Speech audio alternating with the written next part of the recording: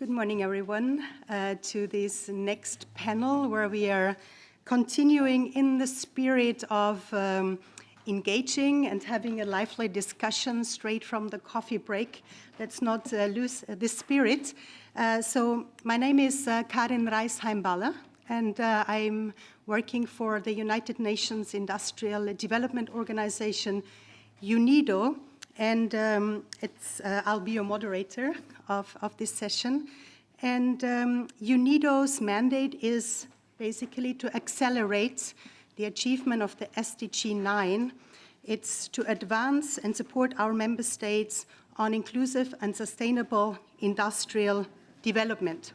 And I guess we all agree that there's no industrial development anywhere in the world without access to sustainable energy.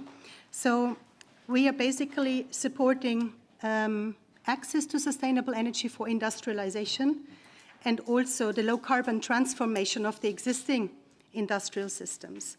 And therefore, the ESCO work that we are doing is very much geared towards the industrial sector, where we see a very high potential, in particularly in developing and emerging economies. This is the mandate. I think we heard also from our sister organization, UNEP, in the morning, that there is a very high potential, a very untapped and nascent markets in many of these countries where we don't have appropriate financing systems, where we have still a lack of capacity in the ESCO market, where the user awareness of ESCO markets is still rather low, and where there is no cost-reflective tariffs in most countries in place, so the incentives to invest in energy efficiency is rather low.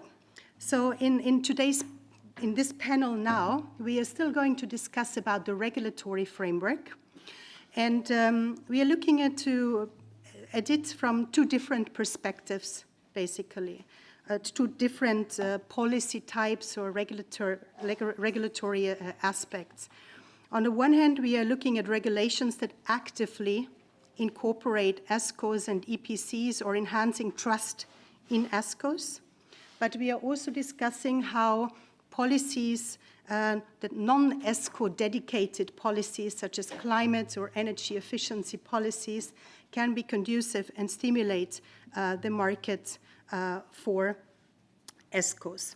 We are also in this panel discussing ESCOs in the context of different geographical specifications, I would say, and I'm very happy that we have a distinguished panel here that will give us their insights from the different backgrounds, be it from the industry itself or from working with governments and with industries on implementing concrete ESCO projects. So without further ado, I would like to ask my panelists here to take 1 minute each to just introduce yourself with the name, the organization, and how are you involved in the ESCO market, please. My name is Zulkifli Zahari. I come from Malaysia. I wear the hat of the president of Malaysian Association of Energy Service Companies, and I'm considered an ESCO. Hi, I'm Giulia D'Angiolini. I work with Econoler as a principal advisor on sustainable energy, and I'm involved in several ESCO projects that we are developing in the world. Maybe most recently, I worked in the technical support for the program in Brazil, Potencialize, that funded enterprises and ESCOs for energy efficiency measures. And a very, very most recent project is the Super ESCO in France that we launched in January, and I am also involved in this.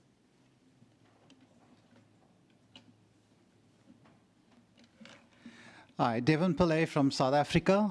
If you don't know where South Africa is a country. It's not South of Africa, it is a country. I know the French take us seriously because we won the back-to-back Rugby World Cup.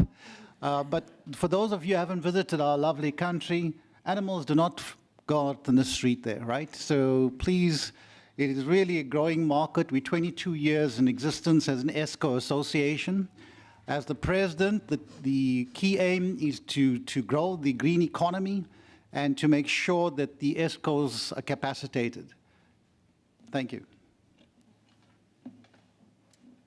Great. Good morning. I'm Mary Sotos. I'm the director of the Federal Energy Management Program for the U.S. government.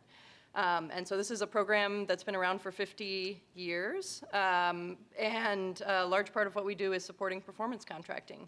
But what I would say to most audiences is that we empower federal agencies to lead by example. And we do that by providing technical support, supplemental competitive grant funding, performance contracting support, as well as a recognition program. So lifting up positive examples of what's working well. Good morning, everyone. My name is Emily McQualter. I'm Australian, but I live here in Paris, which is, far away from home.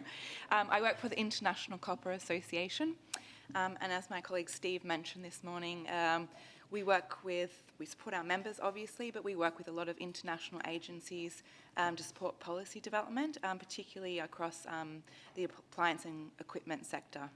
And my background is really in appliance and equipment policy development. Currently, our colleagues are currently working in Europe on the EU MORE project, which is about early replacement of industrial motors. We also work with our colleagues at UNEP recently in SADC to encourage the introduction of harmonised standards for air conditioners. We work all over the world, but Steve and I really focus on developing in emerging economies. Good morning, everyone. Thank you so much to be here today. It's a pleasure. Congrats for the organization. We need more symposium. We need more networking. I'm Carlos Ballesteros. I'm managing director of the ANESE. ANESE is the Spanish National Association of ESCO companies. And I'm a member of the advisory committee of Global ESCO Network. I am member of the Sensenelec joint working group 14 in Europe for the normative of EPC, Valerie, and many others. The most important, I think, is our moment. I think it's the momentum of the energy efficiency. I believe in that moment. So thank you so much. Thank you so much. So you see, we have quite a wealth of experience here, sitting on my left and on my right. So I think I would like to start with you, Julia, since Econolea really worked a lot in advising governments, working with the private sector in the whole ESCO space. But when you break it down now to the regulatory framework, could you elaborate on some of these, I would say, regulations that increase trust in ESCOs and that really trigger the ESCO markets to take up? Yeah, thanks.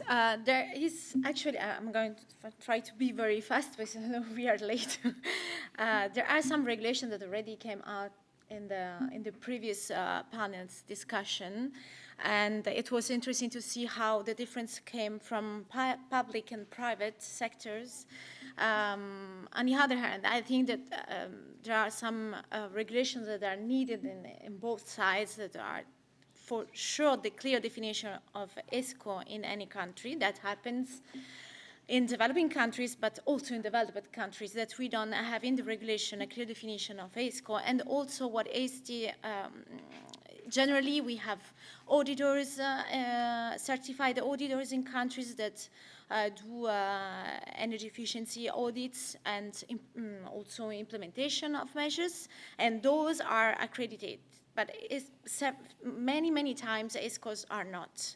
And that makes also the difficulties of for the ESCO to came up with the different status, because they are then confused as any energy service providers. And then surely, and that's something that we also saw when Ruth intervened in their previous panel with her question, regulations and policies in general that facilitate the energy-saving procedures and strategies in countries, facilitate also the ESCO market, and mostly the EPC as well, the use of the energy performance contract. What she was talking about, the United for Efficiency, that is this huge program that has been developed years ago within UNEP on the replacement of equipment and appliances, domestic appliances, with the energy efficiency one, is generally one of the programs that can really stimulate the ESCO market in countries. Then it's not sufficient, for sure. There is a need of programs that target ESCOs with funds that target ESCOs, because generally what are public funds based programs are not open to ESCOs. So there is a need that these financial initiatives come out to facilitate ESCOs to an access specific. And probably last, it's also the clarification in contracts for ESCO of the taxation rules. And this is another aspect that can facilitate to level the ESCO with the other providers. Thanks so much, Julia. Emily, from the specific ESCO regulatory framework now to the second type of regulations that is really conducive and can accelerate the ESCO market. How can energy efficiency policies or climate policies, so the non-specific ESCO policies, support the acceleration of the ESCO market's development? And maybe you can give some examples. Thank you. So as mentioned this morning, I think such things as climate targets, NDCs, are really important to achieve net zero climate goals. I think the most important thing that they do for governments and the people that I work with is to set a mandate, but they also can enhance ambition and spur innovation across financial models. But when we're thinking about the ESCO market development, we should consider a holistic approach when creating a framework for energy efficiency. So one policy alone won't support an ESCO market, but multiple guiding factors will support this. So at the International Energy Agency, this kind of multi-policy approach that they like to talk to their members about is called a policy package approach, which across all sectors, like the greatest achievements in energy gains can come from a combination of policies, and that's regulation, information, and incentives. And carefully designed and implemented, these will deliver efficiency's full potential. So this policy approach, along with guidance on how to implement or how to use EPCs, for example, like I know the European Bank of EIB has really good guidance, the US DOE has really good guidance as well about standardized contracts. So these things, these policy tools, plus these guidance documents, and also measurement and verification are really important. When you work, I think, with governments, though, in contradiction to what I just said, when you're working on the ground level with a ministry, sometimes those climate targets and sometimes that full policy package approach doesn't work in reality, because people are starting from different places. They might have not heard of minimum energy performance standards, or they might have just started implementing them. So this can be also a bit of a challenge, but it's important to start. So I just wanted to list a couple of key things that I think are really important across like the three mechanisms. And the first one is regulation, and I would say implementing stringent standards across all sectors for buildings, industry, appliance and equipment. And I'll talk about appliances and equipment because that's the sector I work in mostly, but such things as minimum energy performance standards. So they ensure that the equipment on the market meet a certain level of performance, and I think this really can help ESCOs. It tells the ESCOs where the market is going and help them predict savings potentials. Also, incentives such as financial models, we talked a lot about that, offering finance, sorry. We talked a lot about this this morning, so I think that's important. Yeah, that can lower the financial barriers for ESCOs. And the third thing that I wanted to mention is encouraging consumer adoption, so increasing demand for energy efficiency. This growing awareness can obviously help the ESCO market. So I think I'll leave that there. Thanks, Karen. Thanks a lot. I think that sets the discussion now when we move into the industries quite well. I want to give a few figures because we are currently implementing a project on energy efficiency with a big ESCO component in sub-Saharan Africa. And we've identified basically a serviceable market size of 2.4 billion euros per year in the three regions in sub-Saharan Africa, with 50% of the potential being largely in the industrial sector. And obviously South Africa, Ghana, Kenya leading or spearheading the ESCO market development. Some of the projects, I must say, were the very first ESCO projects in most of the countries. So let's move to Devon.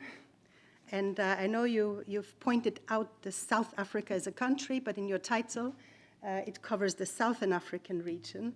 So I think you can give us a quite broad perspective of the potential in South Africa, which is obviously very peculiar compared to your neighboring countries, and maybe also the Southern African countries, and which regulatory frameworks probably could be conducive to trigger the markets.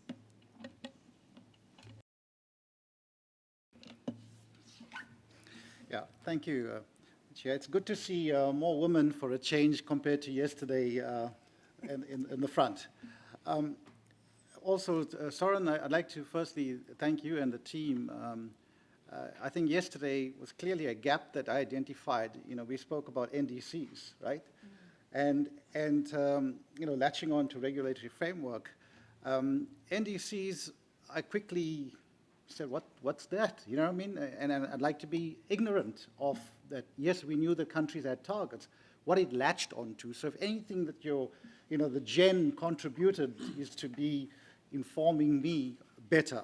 And I found a document, and I was reading it this morning, and my colleague, Mason from Japan, I was late. He's a disciplinarian. He was like fixed on a time, and I was late because I was reading this document. It's called the National Energy Efficiency Strategy Document. It speaks to the NDCs. And I was shocked that we have such a huge comprehensive document sitting, but it's not livened. Nobody is informed about it. And I'm sure that it's typical in most countries, and I think my colleague from Turkey said the very same thing. There's all these documents sitting there, policies documents, they're not live, they're not enforced, and that's a major, major problem. So thank you for Jen's contribution, not only about networking in different countries and meeting colleagues like from Turkey, Japan, etc., but to be informing me that there is these documents that need to be livened. And we need help. We need help not only from within inside, but also from external help. And we spoke about it here earlier, how you could help the country like us to enforce rules. Now, 22 years in ESCO association being existing, and now our geographical boundaries is Southern Africa because we're very matured. We're one of the biggest associations in Africa, and probably the oldest, very mature. But what have we done and how we've progressed in the 22 years is something that we need to work on. We heard Tim from the US state the stop-start approach and the chess games that's been played, and that's very same. It's a move and there's a counter move, there's a move and a counter move, and we're not advancing. But if we work as a team collectively, breaking the horizons of just the regional boundaries, but the global side, and I think Jen can play a major role in that. Just from a regulatory framework, we have some powerful stuff. We have the integrated resource plan that speaks to the supply and demand side, but there's such small focus on the demand side, huge focus on the supply side. Now the country is in energy crisis. So of course you can see where the focus is. PV all the way. People will follow the money. Companies will follow the money. So ESCO's models are just kept in the lay, and then the focus is shifted. So we've got to work on this, and I think, it's breaking those boundaries. We've got some great policies like the, EPCs is used in so many acronyms like engineering, procurement, construction, and now it's energy performance contracting, and the energy performance certificates, EPCs. We've implemented that by law. If you contravene that, I don't know if you know the energy performance certification process. It's a certificate that you put, in the building. It's a name and shame, name or fame thing, right? A to G rating, how efficient the building is. By law, 5 years in prison or 5 million rands if you do not subscribe, because that's by law. Last minute, government buckles down, and all the ESCOs are geared up. We are moving with audits and so forth, and it's so exciting space to be because the policy is in place. Government buckles and says, we'll have to relax it. So who's going to take it seriously? There's a nice policy in place. There's great initiatives. I must commend the government for putting the tax incentives, like the 12L for energy efficiency, and now there's ESCOM incentives, 4.5 billion rands. So there's good carrots there. There's also carbon tax and greenhouse gas compliance certification. That's the whip. But how do you take these whips and turn it into carrots? Through shared savings. You can give an energy performance certification for free because the capex cost is so huge, it's diluted. It's out of the box thinking. I think we got to get to innovation here. But I come back, I think a lot of countries here have all these lovely policies.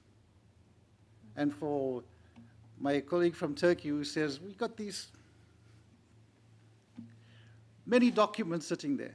How do we enforce that? How do we liven it? And I think that's where the collaboration will come from, not just locally, but globally. Thank you, Chair. Thanks so much. I'll come back to you in a second with a more in-depth question. But let's continue our tour du monde to the other side, to Malaysia. And I'd like to invite... Zulkifli. I'm so sorry. Zul, call me Zul for short. Zulkifli, yes. To tell us a little bit how the Malaysian Association of Energy Service Companies and what's your role in facilitating the implementation of the National Energy Transition Roadmap. Thank you. Okay, thank you. Your name is not too difficult to pronounce, Karin. Thank you, Karin. But before I go to that, you're asking where is South Africa. I don't know whether you know where Malaysia is. Malaysia is in between Thailand and Singapore. We have a population of about 33 million. Our installed capacity is of energy is about 33 megawatts, 33,000 megawatts, mostly coal and gas. Couple where our national determined contribution that we have declared is 45% compared to 2005 levels, yeah. And our energy intensity, if you compare with the international reports, is that we are 3 times more energy intensive than Japan. And out of 64 countries that we were compared with, we are number 57. So the reason for us to do energy efficiency is very, very valid, yeah, because we need to make sure we meet our contribution. So that's the background of Malaysia. So the next question is my score. I told Pierre, he said, it's too long ago, but I partnered actually Pierre, Econor, in the first energy efficiency project called the Malaysian Industrial Energy Efficiency Improvement Project, which was a project done in collaboration with the Malaysian government and UNDP. Malaysia being a developing country, it was given certain facilities in order to address our energy efficiency needs in the industry. At that time, our tariff was, well, in US currency, 3-4 cents per kilowatt hour, and cheaper if you use more. So very little incentives to do energy efficiency. But despite that, when we did the audits for the cement sector, the steel sector, the glass sector, all the big guzzlers, the average return of investment was still less than 4 years on average. So meaning to say there's a lot of grounds for us to carry on the project. But unfortunately, there was an absence of regulation. So when there's an absence of regulation and when there is an end of the project, the sustainability of such a project may suffer. So anyway, coming back to the role of ESCO and regulation, but I think the first thing I like to actually, just share is that the first regulation that Malaysia has is called the EMIR, Efficient Management of Electrical Energy Regulation 2008 December, which mandates all facilities using more than 3 million kilowatt hour over a period of 6 months consecutively are subjected to this act. Or it's not an act, it is a regulation under the Electricity Act, meaning to say it only regulates electricity. Yeah. So this regulation requires affected facilities to have energy managers that are registered with the government. And these energy managers are supposed to prepare reports and documents to say what are the policies of energy efforts in order to make more rational use of energy in these facilities. But it took a little bit of time to get it effective because of capacity of getting the experts in. Yeah. So we needed 12 years before it became fully implemented. Only then, we as MESCO, our role is we want to create the whole ecosystem of the EE industry. So we mooted for a specific act.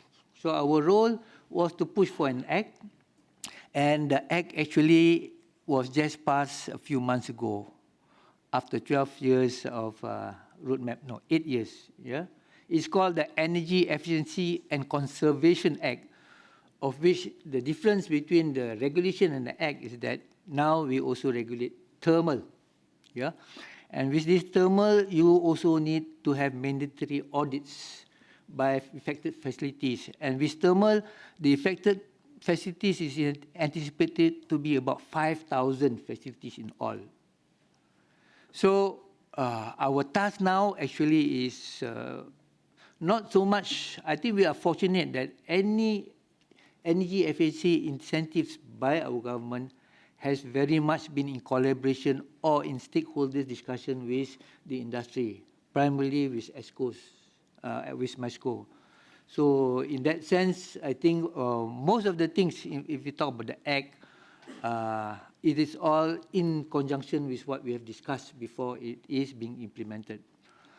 And the challenge is not really a barrier to ESCO. The challenge is to make sure that this act is properly implemented. I think that is the challenge that Malaysia will face in order for us to make sure that we meet our goals again.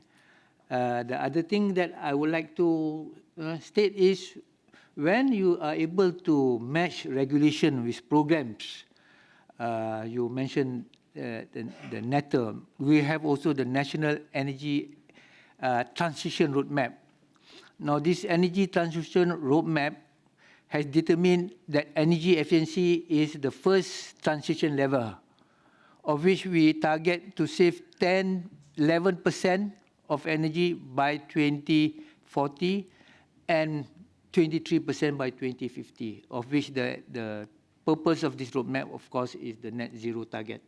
Yeah, and in this roadmap also, we have already determined, or together with government, that they have to create an ESCO platform.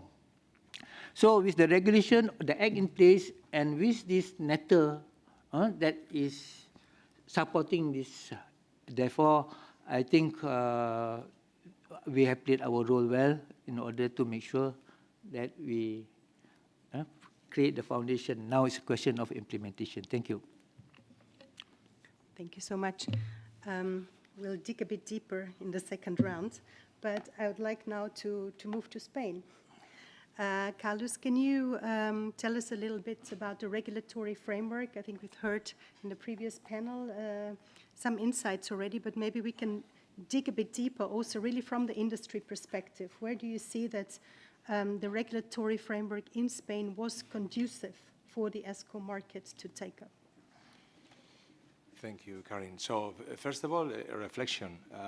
We are 10 minutes ago, 101 members more. So we are 165 members in the association. And we have inside not only the ESCOs, no? Today is maybe representing that, but we need to work together. To work together with technology providers, with finance institutions, with the consultants. I think it's all this ecosystem is that allow the growth of the ecosystem. No, this is part of the successful maybe in Spain. Other topic is in 2020. Do you remember one of the 3 targets talking about the NDC? So in Spain it was the 20% of energy efficiency. The rest of them is not allowed, so it means that it's not a successful case, it's not achievement, but yes, the energy efficiency. It's true partially because we reduce the demand regarding the pandemic.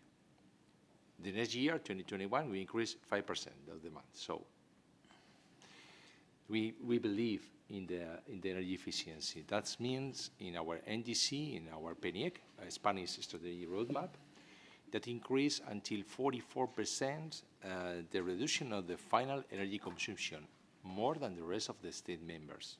It's a really increase. And so relevant the ecosystem because we have to mobilize around 300 billion euros to mobilize not only the energy efficiency, of course, the rest of the DAG and the renewables, but 30% goes to the energy efficiency. So it means that we are talking about 90 billion euros from here to the end of the decade. So it's a huge, big effort, and we have to start now, right? So just 2 or 3 numbers from our ESCOs in Spain. We are talking in the last report that we did it in 2022, turnovers around 1.5 billion euros, investment in 3 billion euros.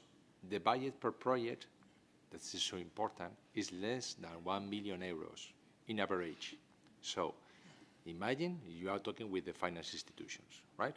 Barriers, exactly the same, no? I agree with Paolo in many of them. Complexity of the contract, a little talk about with EPC, ECC, PPA, EPCM, Turkey, EAS, there are many model contracts, right? And sometimes we are to discuss with the price of the energy. We are talking about energy savings, right? But it's not solved only. Imagine that you are a utility, you are in contact with your end user. Forget the energy efficiency. Reduce the price of the energy. It solved the problem? Not. But it's a solution. But it's not talking about competition. And we have to talk about competition. Lack of knowledge of the ESCO model. We have to more dissemination, more networking, but at the same time, to talk with the end user. We are, promoters, followers of the energy efficiency. We need it. The lack of institutional support, not in Spain. Right? We are well represented, right? But yes, in one moment, but not in other. If you think about it, in the next gen funds, the majority of the price goes, in this case, for turnkey projects in the energy efficiency, for the next gen, not for the EPC, that we can mobilize more. No? So we have many things to do it. When we are talking about the ESCO, we are not talking only about energy efficiency, we are talking about new business model. Which one? Energy communities. Our ESCOs in the association are working 61% in energy communities, but they want to have interest to work more than 70%. White certificates, the data, 54% are working in white certificates, but it's interest in 86%. That's, I think it's so relevant. And the decarbonization strategy, it's so relevant. No, talking about the net zero, they are working 46%, but they want to be interested in 54%. So there are many achievements. For example, the ESCOs are benefits for the grants in Spain. We are working with the policymakers. That is the ESCO, because we are the owners of the properties. And in the same contract we are talking in the performance contracting, there is a transfer of the asset. It's the only one business model that can do it. And again, with the Eurostat guide. No? We have a specific model contract for the public sector. It's true, I agree with Paolo, for the debt, especially for the Mediterranean country, right? But it's done in 2018, right? The Eurostat guide. In Spain, we have 5 services: energy management, maintenance, full guarantee, upgrading works, means energy efficiency, and investment in renewables energy. That's the focus of the ESCOs. So we have the problem, again, the COVID, forget it, and next year, don't go for the performance contracting. So now is the momentum. We have to work again the dissemination for all the stakeholders to explain a little bit what's the performance contracting, what's the benefit of all of that. Why certificates? It's a new mechanism. Figures, numbers, because it's amazing, really, you think about it. From here to the end of the decade, more or less, Jacobo, if not, tell me if I'm wrong. The utilities pay for the National Energy Efficiency Fund around 10 billion euros from here to the end. If you multiply per 3, per 4, I like it, the ESCO's company green yellow, to talk about MPB and not EIR. No, that concept is so crazy, no? So we are talking about maybe 40 billion euros. Remember, for Spain, 90 billion euros. 40 comes from the white certificates. We have better option to that. And the summary, no? So to conclude, we have a more consolidated market than years ago. We have 15 years, but there are many ESCOs working 30 years. New opportunities, of course, white certificates, but there are other more, and so relevant and important, and today is one of them, the internationalization. I agree with the green yellow, of course, in the United States and any others, but I think it's growth is the moment of the growth of the ESCOs, and exactly the same with the finance solutions and finance institutions. Thank you very much for the voices of the industry. Coming back to the government, and in particular to the Department of Energy of the United States, could you, Mary, tell us a little bit about the regulatory framework that you put in place, and why did the government see it as important to support the development of an ESCO market? I think it's also interesting to hear the why governments really should go into putting regulations in place. Yes. Well, the history of how FEMP was started sort of speaks to that a little bit. So we are a 50-year-old program, but we were started during the oil crisis. So the president felt at the time, we should start by conserving energy at home. So we'll start with our federal agencies. And so when I say federal agencies in the US, there's, we work with primarily about 30 different federal agencies. They all have different operations and missions. But the driver at the very beginning, the sort of where you start, which I really like the policy package sort of framing of that, because so we started with data collection. So starting first with a baseline of what does each agency use, how much energy do they use, how much energy spend do they have on an annual basis, And it's really helpful for all of these different points of reinforcement to be consolidated, I think, in a single point, which is what my office does. But I mean, I think so with the objective of saving energy, saving money, but also knowing that there's limitations for every agency's annual budget. They don't have the capital budget to accomplish all of the goals that are being set out. So I think ESCOs have been a very effective advocates in the U.S. So we have reinforcing policy there. But in terms of the ingredients to success in a place like the U.S., from my perspective, the regulatory framework is necessary, but ultimately insufficient itself to get to the outcomes that we need. So we do have the authorizing legislation that allows agencies to go beyond their normal budgeting practices and enter into these types of contracts. We issue updates to that regulation regularly. As I mentioned, we have a lot of other reinforcements that agencies have. So they have to share their annual energy data with us. They have to regularly do energy audits on what they call their covered facilities, so the ones that are subject to regulation.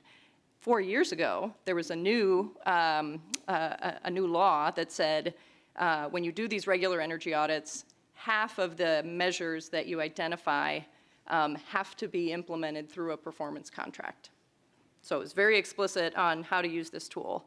But in addition to laws, we also have administrative policy. So, every 4 years we have a new president, or at least an election, and so that administration puts in place additional policies. So they have a policy that says, not by law, but by, again, the president issues, to say every agency will meet certain goals about reducing carbon emissions, reducing energy use, improving energy use intensity. So that's all part of, it's not quite a regulatory framework, but it's a policy reinforcement.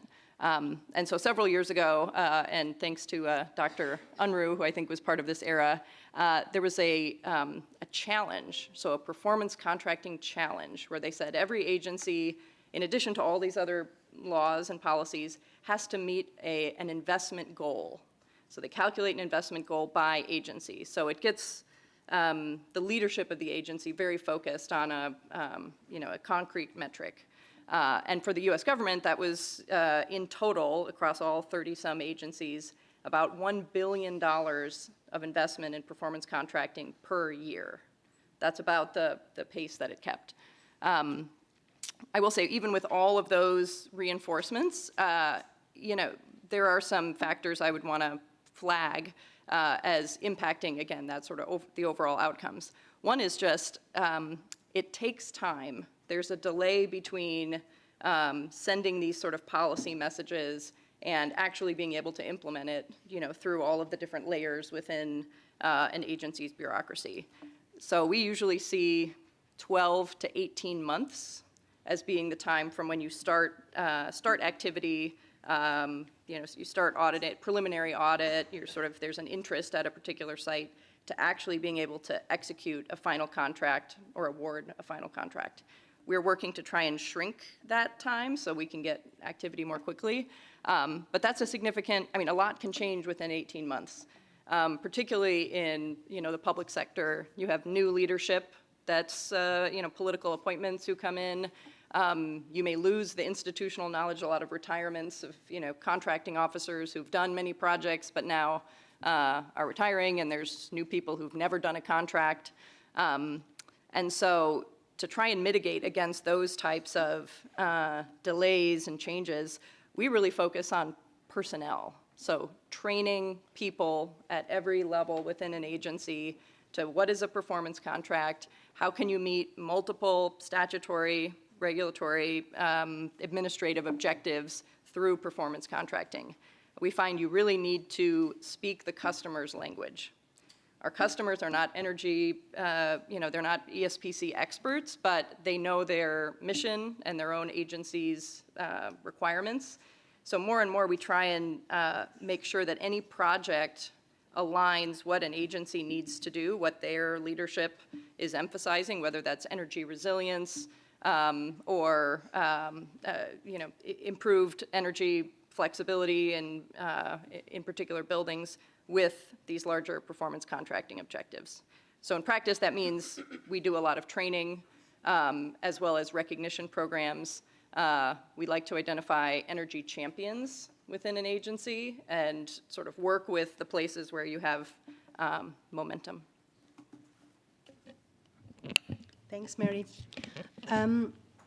We have a few minutes left, and I would have a few more questions to the panelists, and I would really ask you to keep it to 1 to 2 minutes in the answers. We've talked about the differences in the different markets. I'd like to throw in again 2 figures on the ESCOs that we are supported in some of the developing and emerging economies. The payback time was between 1.2 and 4 years maximum of any ESCO project. So that's a really encouraging figure. However, the space where they operate and the frameworks they operate is very, very different. So I just started a new project in Kenya, for example, with the interest rate, if an ESCO wants to lend, is 21% on the Kenyan shilling at the moment. So I think there are obstacles where the government could also take a strong role, basically to unlock private financing through guarantees and other systems. But Julia, could you elaborate a little bit on how different is it, really, the ESCO markets in the emerging economies? Well, it really depends on countries. As also they repeated in the previous panel that, you know, the situations and also the mechanism that you can put in place and also the way that you can adapt the ESCO is different in each country, because the market is different, the barriers, even if there are barriers, common barriers, but they can be very differently impactful in countries. I think that based on my experience, what I saw in the last 10 years is that there is still a huge problem on understanding what is exactly energy efficiency, and also accept energy efficiency as a mean. I think because energy efficiency at the end put us in face of the fact that every system have losses, and that we cannot just solve it with the power of the sun or the wind or any renewable energy, new technologies even, but that we need really to reduce our consumption, that it's up to us. It's something that we have to do. And especially in developing countries, it's super difficult to understand because at the scale, they consume much more less than developed countries. So why they should do the effort? And then there is, based on the ESCO market, there is a very huge problem on the length of contracts that ESCO can do with the public entities, if the regulation allows it. And that's it's definitely something that has to be defined, because it doesn't allow to have huge projects, and huge impacts as well. And that is linked to the financial incentives, as I was saying in the previous answer, that is in developed, but also in developing countries, the access to finance is very complex and is based on a GHG emission reduction.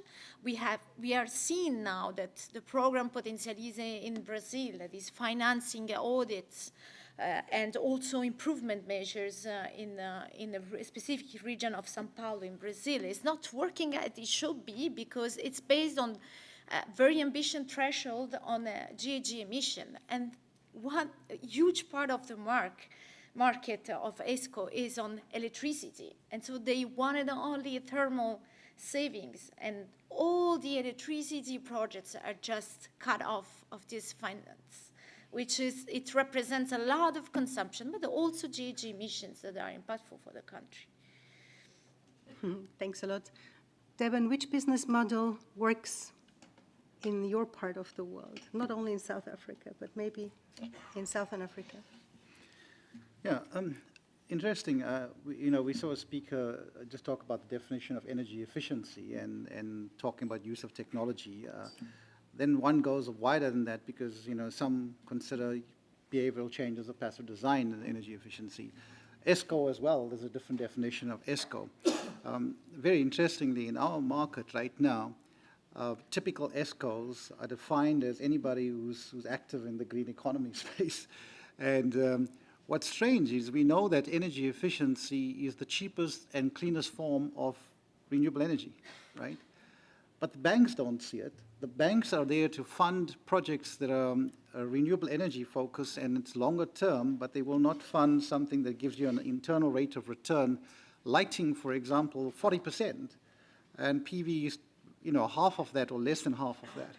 So it's just very strange what's going on in the market and what we need to do and overcome those hurdles. But coming back, we've seen the guaranteed savings model that we have. We have the shared savings. We have the boot, without going into, the details of each one. But those are innovative models that you have in place. It's a question of the focus and how we leverage the financing. And is it available for longer term? Because you cannot make the shared savings models work on a short term. It has to be longer term. So conducive to the environment has to be that financial, the different mindset altogether. But what we're seeing in South Africa at the moment, the banks are actually eager to fund renewable energy projects for 20 years. There you say 5 years for lighting or 7 years for HVAC. It is just not, it's difficult, right? So I wish there's like a global fund that we could access because they can support these projects, because that's a challenge, major challenge in what we've seen from an innovation perspective. What we've seen is some ESCOs look at the full suite of solutions and they layer it. For example, energy conservation first, then energy efficiency, and then renewable energy. And what we call an energy optimization agreement, right? M-form, the optimization first, and then you go into energy efficiency and then renewable energy, and you lump it up into one contract. It seems to have a little bit of attraction where you lump that together. So we got to define ourselves, what do you want to strictly define as ESCO? Does he not do renewable energy, or is strictly energy performance contracting? What do you define as energy efficiency? So those common terms, they loosely put out there, but I don't think there's alignment. I interviewed a few people in different countries. They face a similar challenge like us, right? So how do we align into making there's a mindset that energy efficiency should be the focus first before you even do renewable energy? Don't overcapacitate, for heaven's sake. But that's going on in the market. There are companies that are doing it because of the energy crisis, I assume. Conducive to regulatory, I think we got a lot of innovation in policies, regulations, etc. Again, comes to enforcement, comes to education and educating the financiers out there, and I think we can overcome this as a collective. It sounds positive and optimistic. Emily, from your work in Chile on industrial motors, could you give any practical insights? Yeah, thanks, Karen. So in Chile, the industry and mining sector consume about 60% of Chile's annual total energy consumption, with copper mining being one of the largest industries in Chile. And in the mines, low voltage electric motors consume about 70% of the electricity. So this represents one of probably the largest opportunities for energy savings in the mining sector in Chile. So we've been working with the Chilean government to help them trying to reduce energy consumption. And firstly, what we're using is we're talking to them about regulation, so trying to raise the ambition for minimum energy performance standards for industrial motors. Chile doesn't have a manufacturing industry for motors, so it's much easier for them to upgrade their minimum energy performance standards. But this addressing MEPs alone only addresses the future. So we did a study a few years ago in Chile on the mining and looking at motors, and we found like average life expectancy of a motor before it's replaced is 37 years. So those MEPs only kind of address the future. So the only really way forward is to encourage early replacement of motors to make an impact. And that's quite difficult because mining companies don't want to spend their limited capex budgets on replacing working products. And someone had on a slide earlier, capex budget is not aligned with emission reduction goals, and I'm sure that's probably true as well. So the question we are kind of dealing with now is how do we convince the mines to replace the motors? And I think something like a finance model, an ESCO model, would be useful. But again, we're really starting from scratch. So we've been talking to the mines and the mining associations. We've been educating them on energy efficiency and the benefits of early replacement. We have some initial agreement for a 30% initial replacement. But our next big step is to really conduct a feasibility study to see if an ESCO model would work in this environment. And I remember we talked to Soren about this project a while ago, and he said, if we can't fund something like this, we can't fund anything because it's a no-brainer. But the issue we have, as Julia mentioned, there's like a lack of knowledge about energy efficiency and about the ESCO model. So we really need to invest in technical assistance before we can develop a bankable project. And I think we find it difficult to find money for technical assistance, and I think a lot of organisations have good projects and good ideas, but have the same problem getting those energy efficiency ideas and projects to bankable projects. So I just put this call out to you. If you can help us at all, we'd be very happy to speak to you. And I guess this is why initiatives like that Steve mentioned this morning, Mission Efficiency, and Rose is here, are really trying to kind of support this, providing opportunities for the financial sector and energy efficiency professionals to get together to come up with a pipeline of projects. As we know, there's not enough investment in energy efficiency, and getting projects to bankable stages is really difficult. Thanks a lot. I think you mentioned minimum energy performance standards as an example, and I think it's a really powerful tool. Very often we are lacking the enforcement of these regulations. So I think we are moving to Zulkifli. I hope I pronounce it well now. Could you speak a little bit about how the different agencies in Malaysia had worked together on the regulatory framework and also on the compliance to the regulatory framework and the enforcement? Okay, in Malaysia, when you talk about the main agency that is doing energy efficiency, it will of course be our energy ministry, under which the agency is called the Energy Commission. Yeah. So they are the implementers of this act, and how we work with them is, of course, facilitate the act and regulation in terms of capacity building. We need to get all these energy managers. We call them Type 1 and Type 2. Type 1 is electrical only. Type 2 is electrical and thermal. Yeah, and we need to register even the energy auditors. And they have to actually comply with Type 2 before they can qualify to become an energy auditor. And of course, ultimately, we're talking about facilitating the MMV requirement and so on. So Energy Commission will be the main agency that we'll be working with. But again, of course, there's always this intergovernmental bureaucracy that we have to work with, because like I was mentioning in the NETA, the target is to get all the government buildings to retrofit, because some of them are very old and so on. But they are owned by another ministry. So we have to cross border and work with them. Of course, we need to work with the AG, our AG chambers, in order to get the template of the EPC contract to be accepted by all. Yeah. And of course, there are many other agencies. We call them Sustainable Energy Development, MGTC, Malaysian Green Tech Corporation, of which they have various functions. For instance, MGTC, they run the National Energy Awards, of which any facilities, whether you are in the industrial or commercial, wants to win a national award, which again goes to ASEAN for further awards, will go through MISCO. So MISCO will be given the task of providing 1 or 2 judges, amongst others, in order for them to be assessed.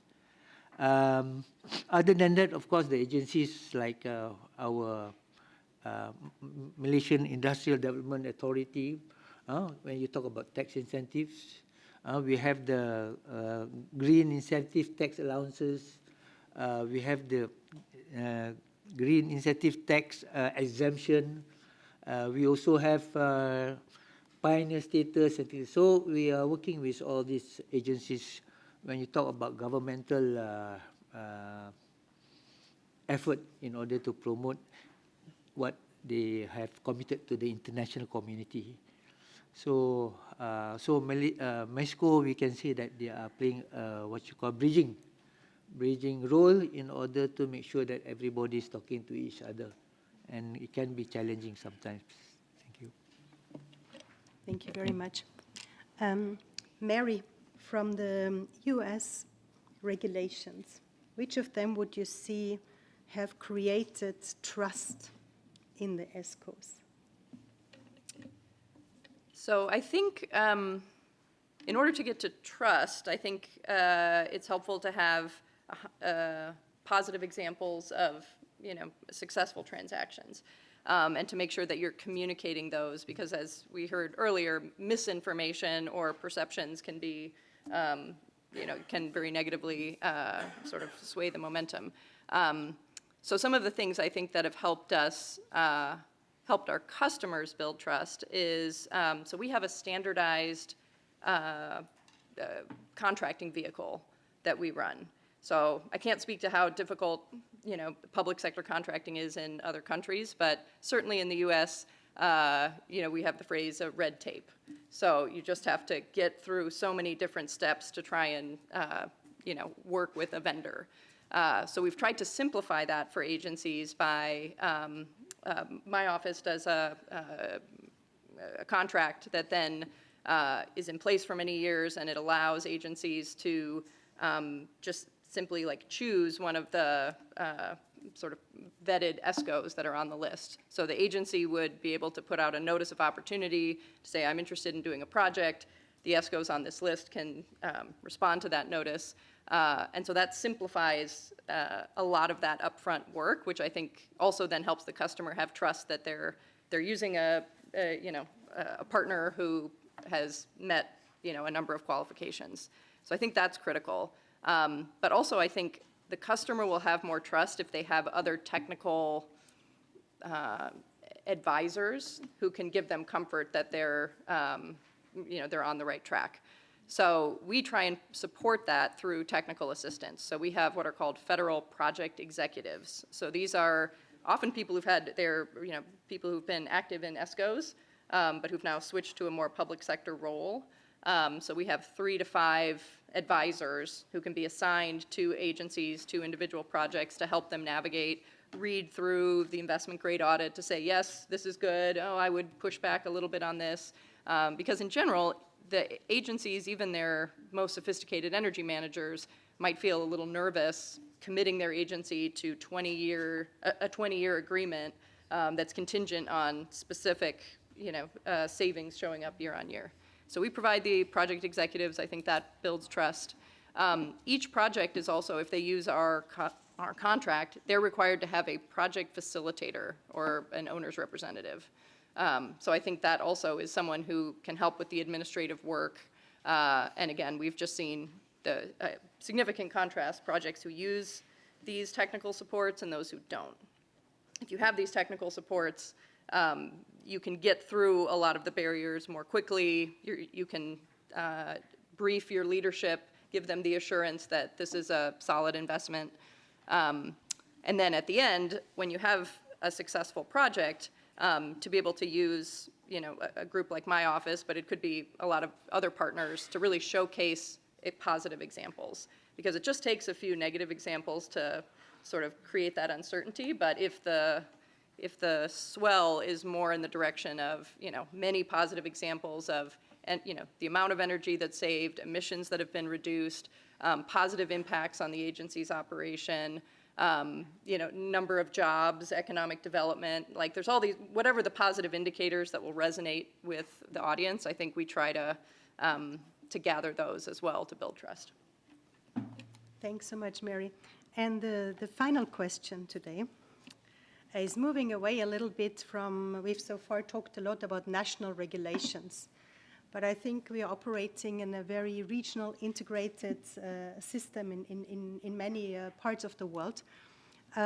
Carlos, can you talk a little bit about how, on the example of the European Union, regulations can also be conducive for the ESCO markets, and where would you see need for improvement or room for improvement to really trigger the ESCO market? Only 2 minutes. Okay, now, first of all, we are on the road, no? So we are part of the solution. Paulo said before, May 23, the energy performance contracting normative, the Valerie, the methodology for the finance institution to understand a little bit, is a bridge between the finance institution and the ESCOs. May 21, the guide to the statistical treatment of EPCs. May 28, now we are working, it's something that you say, Mary, that is so interesting for the future, for the energy savings, the multiple benefits. When you are making some energy savings, maybe it's a deal, no? Or it's hope, but it's the impact in the jobs, in the absence, labor absence, and many other things. No, GAG, no, these kind of things. We have to monetize, no, these kind of things for the energy savings. So we are working on it. At the same time, for the regulatory aspect in Europe, the framework is the Fit for 55. No, that's our framework, and special for the European Energy Directive, September 2023, but appeared in October. So there is some mandatory aspects of some goals, no? For example, the reduction again of the final energy consumption, specific for the public sector, 1.9% each year to be exemplary of the public sector, right? And 3% of renovate heated or cooled per year, no? These kind of buildings. And later, there are many recommendations. Article 2, energy service definition. That's a point. And Paolo said before. So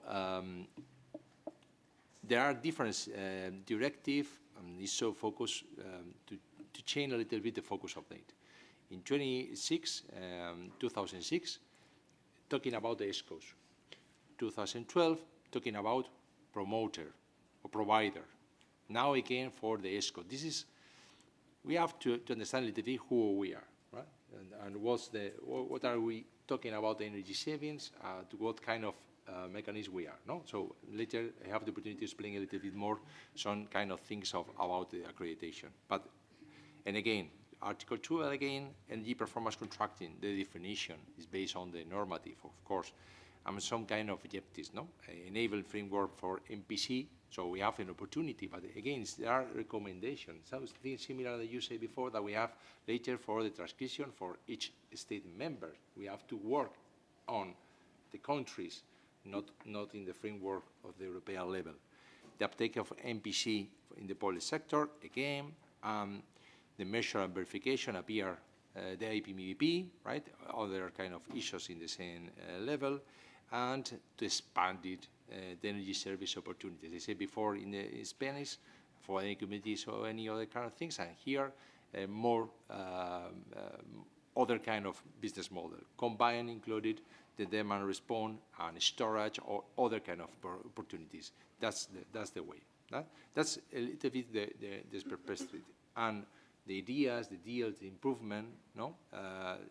the idea is clear, no? It's to boost the ESCO model. And in that way, one of the more important point is the accreditation. Yesterday we were in the Biennial General Assembly, and many of them, especially for many countries, say, okay, but I need the ESCO accreditation. One of the most important rules maybe is the NACE, Economic Activity National Classification. We haven't. If you are a private entity, who are you about the ESCOs? The definition is all right, but we need more, right? Especially because we are working with the private investment that they want mitigates the risk. And one of the most successful keys for the ESCOs is the warranty savings. If we are talking about warranty savings, and the public sector, I think, is a challenge maybe, and talk about the best practice and, for example, something that I heard before, about the technical assistant, the Super ESCO can help in that way in the public sector, right? But we are not designing a new wheel or investing in a new wheel. No. We can copy other kind of things that appear in the renewables energies. Why not to work together? And in my opinion, there is not maybe in the framework, but we have opportunities, for example, for the renewable gases, especially hydrogen or biomethane or other, for example, with the warranty of origin. That's one vector so relevant for hydrogen and biomethane and any other in a special market in Europe.